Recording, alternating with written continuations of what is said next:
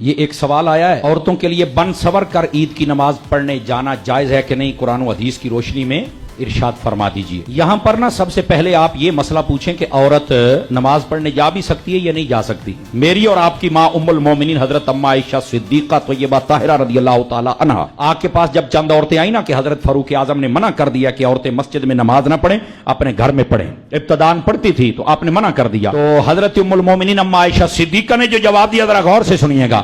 آپ نے فرمایا، اے عورتوں، اگر اللہ کے نبی ہمارے محبوب صلی اللہ علیہ وسلم آج کے اس دن کو دیکھتے تو وہ بھی تمہیں روک دیتے جیسے عمر فاروق نے تمہیں روک دیا۔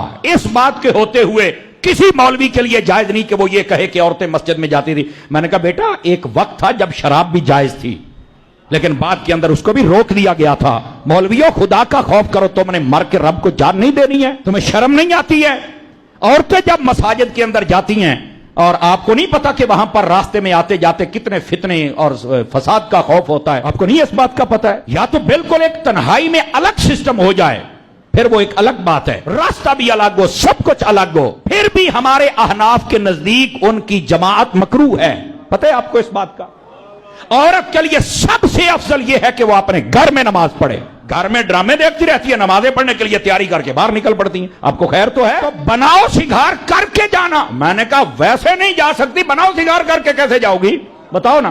بناؤ سنگار بھی تم گھر میں کر سکتی ہو اور وہ بھی اپنے شوہر کے لیے کر سکتی ہو۔ سمجھ آ رہی ہے میری بات کی؟ جس کے لیے کرنا ہے اس کے لیے وہی گندے پسینے والی بدبو لے کے تین دن تک غسل نہیں کرتی ہو، اور جب ادھر جانا ہو یا کسی اور معاملے بازاروں کے لیے تب تیاری شروع ہو جائے۔ خدا کا خوف کریں یار۔ اور یہ مولویوں کو چاہیے کھل کے صرف اپنا رش بڑھانے کے لیے عورتوں کو بلا لیتے ہیں۔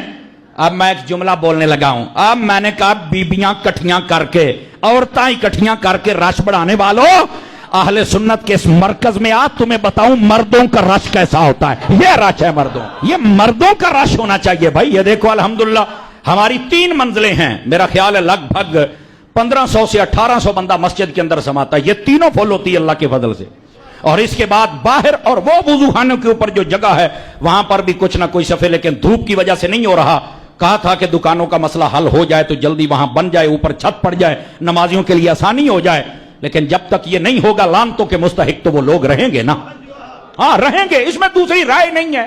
کسی کو تکلیف ہو لاکھ باری ہو، اللہ کر کے تینوں نہیں ہوئے، تیرا ککھ نہ روے۔ تماشے کرتے ہو مساجد کے ساتھ، بدماشیاں کرتے ہو، اور اگر کوئی بات کرے تو پھر اس کے لیے بدماشی کرتے ہو۔ اپنی بدماشی رکھ اپنے کول۔ یہ مساجد ہے، ہم حق کی آواز اٹھاتے رہیں گے۔ بتاؤ بھائی اٹھائیں گے کہ آواز نہیں اٹھائیں گے؟ ہم لوگ تماشا کرنے سے لوگ باز نہیں آتے۔ تو کہنے کا مقصد یہ الحمدللہ یہ باہر تک رش ہوتا ہے اللہ کے فضل سے، روڈ ہمیں بند کرنا پڑتا ہے اللہ کی رحمت سے۔ تو میں آخیا بیبیاں دا رش نہیں ہے، مرداں دا رش ہے، اس واسطے یہ اس کی اجازت ہی نہیں ہے یار۔ اب کیا کہیں لوگوں کو، میری بات سمجھ سے بالا تر ہے۔ بہرحال مسئلہ وہ تھا جو میں نے آپ کی خدمت میں عرض کر دیا۔